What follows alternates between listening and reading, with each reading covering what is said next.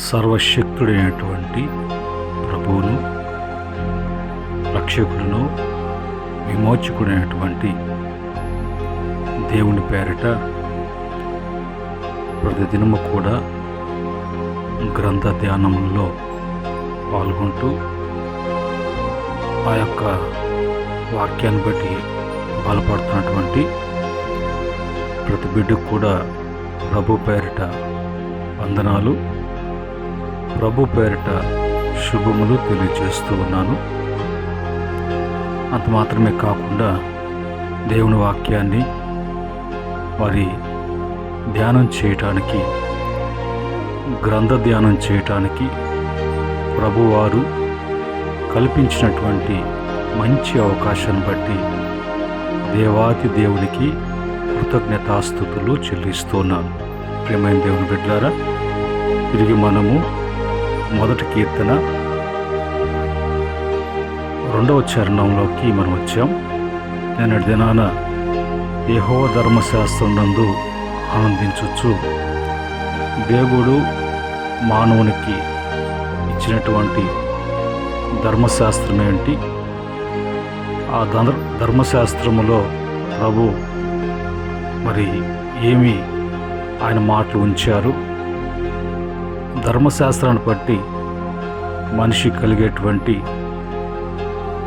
మేలేంటి అని గడిచినటువంటి దినములో మనం ధ్యానం చేశాం. ఇదే మాటలో ధర్మశాస్త్రం నందు ఆనందించవచ్చు అని రాయబడు. కనుక మనము ఆనందించేటువంటి వారంగా ఉండాలి, సంతోషించేటువంటి వారంగా మనం ఉండాలి. అది ప్రభు యొక్క ఆలోచన, ఉద్దేశం. మనం ఎప్పుడు కూడా ఆనందించాలి, సంతోషంగా ఉండాలి. ప్రభు బిడ్డలుగా అలాంటి స్థితి ప్రభు మనకిచ్చాడు. అయితే బైబిల్ కూడా దానికి ఏం చెప్తుందంటే, అపోస్తలుడైనటువంటి పౌలు గారు ఫిలిప్పీలకు రాసినటువంటి పత్రిక ఫిలిప్పీ పత్రిక 4వ అధ్యాయము 4వ వచనములో ఎల్లప్పుడూ ప్రభునందు ఆనందించుడి, మరలా మీకు చెప్తున్నాను ఆనందించుడి. కనుక ఇక్కడ చెప్పబడినటువంటి మాట ప్రకారంగా ఆనందించాలి, ఎల్లప్పుడూ ఆనందించాలి. ఎవరిని బట్టి ఆనందించాలి అంటే ప్రభువును బట్టి ఆనందించాలి. ఎందుకంటే భూమి మీద కృప చూపించేటువంటి వాడు ఆయన ఒక్కడే. ఎందుకంటే సమస్తము కూడా ఆయన లేకుండా కలగలేదు, సమస్తము ఆయన మూలముగా కలిగినది. కనుక ఏమి ఇవ్వాలన్నా కూడా ఆయన ఇవ్వాల్సిందే. కనుక ఆ ఇచ్చేటువంటి ప్రభు, ఆ ఇచ్చేటువంటి దేవుడు శక్తిమంతుడై ఉన్నాడు. ఆ దేవుని యందు, ఆ దేవుని బట్టి ఎల్లప్పుడూ ఆనందించగలము. మన బ్రతుకు దినములన్నీ కూడా మన యొక్క దినములు పూర్తి చేసేంత వరకు ప్రతిదీ కూడా దేవుని వల్ల మనకు కలగాలి. కానీ మనుషుల వలన, లోకం వలన, ఇతర వేటి వలన కూడా ఆ ఆనందము లభించదు. అలాంటి ఆనందాలకు, అలాంటి ఆర్భాటాలకు మనుషులు మరి ప్రయత్నిస్తూ ఉంటారు. అలాంటి స్థలాలకు ఎంచుకుంటారు, దర్శిస్తారు కూడా. కానీ ఇవన్నీ చేసేటప్పటికీ వాళ్ళు ఎంత ఖర్చు పెట్టుకోవాల్సి వస్తుందో, ఎంత టయాన్ని ఉపయోగించాల్సి వస్తుందో, ఆ అనుకున్న విధముగా వెళ్ళి ఆనందించగలరా అని అంటే అక్కడికి వెళ్తారు. కానీ ఒకవేళ దక్కితే క్షణకమైనటువంటి ఆనందాలు, ఏదో అక్కడున్నటువంటి వాతావరణం బట్టి, అక్కడ కల్చర్ని బట్టి ఉండినా తిరిగి వచ్చేటప్పుడు ఆ సంతోషాన్ని తీసుకురాలేరు. ఉన్నది కాస్త కూడా పోగొట్టుకొని వచ్చేటువంటి వారుగా అనేక మంది ఉన్నారు. కనుక అలాంటి వాటిని బట్టి సంతోషము కలగదు, ఏంటి ఆనందము అనేది లభించదు ప్రభువును బట్టే. మొదటి దినవృత్తాంత గ్రంథాలు 16వ అధ్యాయం 31వ వచనములో, యెహోవా ఏలుచున్నాడని జనములలో చాటించుడి, ఆకాశములు ఆనందించునుగాక, భూమి సంతోషించునుగాక. ఆయన రాజుగా, ప్రభువుగా, అధికారము కలిగినటువంటి అధిపతిగా ఆయన చేసినటువంటి సృష్టి ఈరోజు ఆనందిస్తుంది ప్రభువును బట్టి. ఆకాశము ఆనందిస్తుంది, భూమి ఆనందిస్తుంది. ఇవన్నీ కూడా మానవుని కొరకు ఇచ్చి అందులో మానవుని ఉంచి ఆనందించండి అంటే మానవుడు ఆనందించకుండా పాపముతో చీకటితో కూడినటువంటి అతిక్రమ క్రియలను బట్టి ఆనందించాలని చూస్తాడు. కానీ దాని యొక్క చివరి ఫలితము నష్టమే, నాశనమే. కనుక ఈరోజు అందును బట్టి ఆ ధర్మశాస్త్రములో ఉన్న క్రమంలో ఉన్నప్పుడు ఆ ఆనందాలు కూడా మరి లభిస్తాయి అనేది మానవుడు గ్రహించాలి. అలాగనే దేవుని వాక్యములో చెప్పబడినటువంటి మాటల ప్రకారంగా కీర్తన 48వ కీర్తన 11వ చరణంలో, నీ న్యాయ విధులను బట్టి సియోను పర్వతము సంతోషించునుగాక, యూదా కుమార్తెలు ఆనందించుదురుగాక.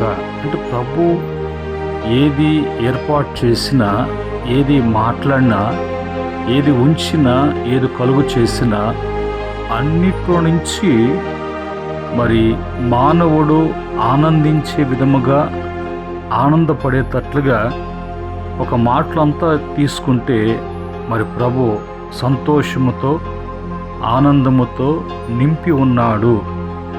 అలాగనే ప్రకటన గ్రంథంలో కూడా రాయబడి ఉంది, ఒక దినాన మనం ప్రభు దగ్గరకు వెళ్తాం, ప్రభుతో కూడా కలిసి మరి జీవిస్తాం. అక్కడికి వెళ్ళినప్పుడు కూడా దుఃఖము అనేది, వేదన అనేది, కష్టము అనేది ఏది కూడా పరలోకములో కనిపించదు. ఎందుకంటే పరలోకము పరిశుద్ధతతో కూడినటువంటిది, పవిత్రతతో కూడి ఉన్నటువంటిది, దేవుని యొక్క నివాస స్థలమై ఉన్నది. కనుక ఎక్కడ చూసినా కూడా ఆనందించటమే తప్ప ఇంకొకటి ఏది కూడా, ఒకవేళ ఏ కష్టము, దుఃఖము తెచ్చుకోవాలన్నా కూడా, చూడాలన్నా కూడా ఎక్కడ కూడా చూడలేనటువంటి పరిస్థితి అక్కడ ఉంటుంది. కనుక ఈ మాటలను బట్టి మనము మరి దేవుడిచ్చిన ధర్మశాస్త్రాన్ని బట్టి ఆనందించేటువంటి వారంగా ఉన్నప్పుడు ఆ పరలోకములో మనము నిజముగా వెళ్ళి జీవించే స్థలము, దానికి ముందుగా ఛాయగా మనం ఈ లోకములో ప్రభువును బట్టి ఆనందించగలము అనేది వాక్యం చెప్పేటువంటి మాట. అందుకనే భక్తుడు 119వ కీర్తన 35వ చరణంలో, నీ ఆజ్ఞల జాడను చూచి నేను ఆనందించుచున్నాను, దాని యందు నన్ను నడవచేయము అని అంటాడు. అంటే ఆయన యొక్క ఆజ్ఞ జాడలో ఆనందం ఉన్నది అని అంటాడు. ఎందుకంటే పాపం ఉండదు కదా, అతిక్రమం ఉండదు కదా, మోసము, దగ ఉండదు కదా, అసత్యము అనేది చోటు చేసుకోదు కదా, అలర్తో కూడినటువంటి వాతావరణం అక్కడ కనిపించదు కదా. అక్కడంతా కూడా ఆయన జాడలంతా కూడా ఎంతో భయము, భక్తి, విశ్వాసముతో కూడినటువంటిది. కాబట్టి ఆ భక్తుడు అంటాడు, అలాంటి మరి ఆ జాడల్లోనే, ఆ మార్గంలోనే మరి నన్ను నడిపించయ్యా, నడిపించేటట్లుగా చేయయ్యా. ఎందుకంటే ఆ జాడలలో నాకు ఆనందము అనేది కలుగుతుంది నిన్ను బట్టి. మనం కూడా అలాగనే మనం నేర్చుకొని అలాగనే తెలుసుకొని ప్రభు మన కొరకై అవన్నీ కూడా ఏర్పాటు చేశారు అనేటువంటి మరి గ్రహింపుతో ఉన్నప్పుడు మనము కూడా అలాంటి ఆనందాన్ని, పరిపూర్ణ కలిగినటువంటి ఆనందాన్ని మనము అనుభవించగలము.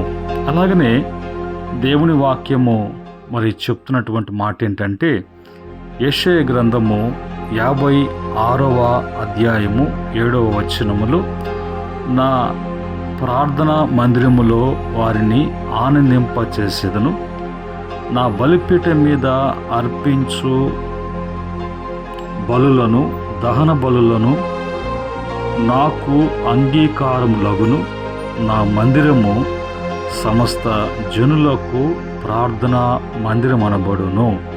చూడండి, మరి ఆ యొక్క ఆనందము దొరికేటువంటిది, ఆనందము తెచ్చుకునేటువంటిది, ఆనందము ఉంచుకునేటువంటి స్థలాన్ని కూడా ప్రభు చెప్తున్నాడు.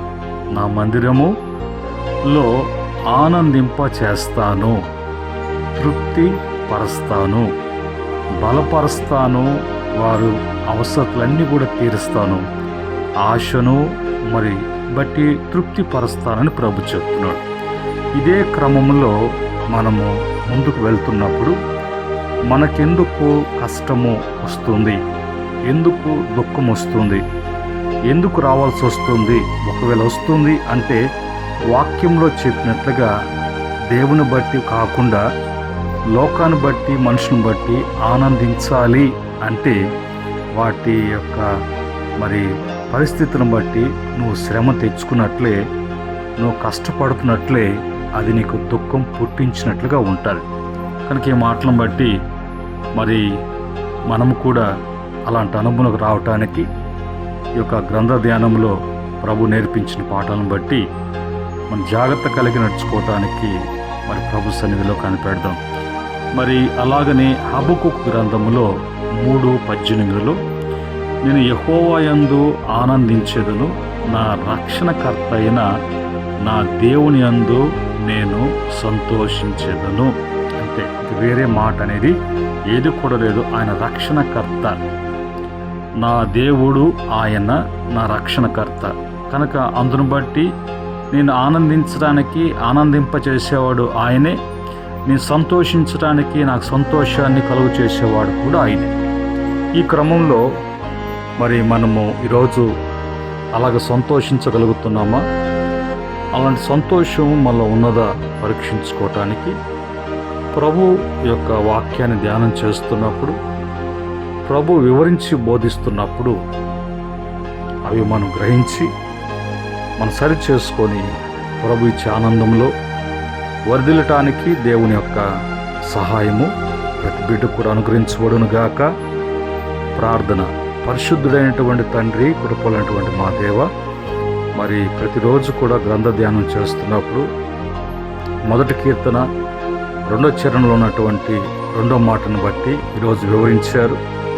ఈ మాటలను బట్టి బిడ్డలకు ఆనందము లభించేది, సంతోషించే విధము, ఎలా సంతోషించాలి, ఎవరిని బట్టి సంతోషించాలి, ఆనందం అనేది దొరికేటువంటి స్థలం ఎక్కడ, అవి లభించాలంటే ఏం చేయాలి, దేని బట్టి మనిషి పరిపూర్ణమైన ఆనందం కలిగి ఉంటాడో అన్నీ కూడా మాకు నేర్పించారు. మీ ప్రియులు వింటూ ఉన్నారు, వినబోతూ ఉన్నారు. వారిని బలపరచండి, మీ కృపకు దాయికు అప్పగిస్తున్న మహిమ తెచ్చుకోమని తిరిగి మరొక దినములో గ్రంథ ధ్యానంలో మమ్మల్ని ప్రవేశపెట్టి ఇంకా అనేక విషయాలను తెలియచేసి బలపరిచి నీ యందు ఆనందించడానికి స్థిరపరచమని యేసుక్రీస్తు నామములో అడిగి వేడుకుంటున్నాం తండ్రి. ఆమేన్. పరమ తండ్రి, దేవుని ప్రేమ, కృప, సమాధానం ఈ మాట వింటున్న బిడ్డలకును, అర్థము చేసుకుంటూ తమ జీవితాలు క్రమపరుచుకుంటున్న బిడ్డలకును, సకల పరిశుద్ధులకును, ఆయన దాసులకును సదా తోడే నడిపించునుగాక. ఆమేన్.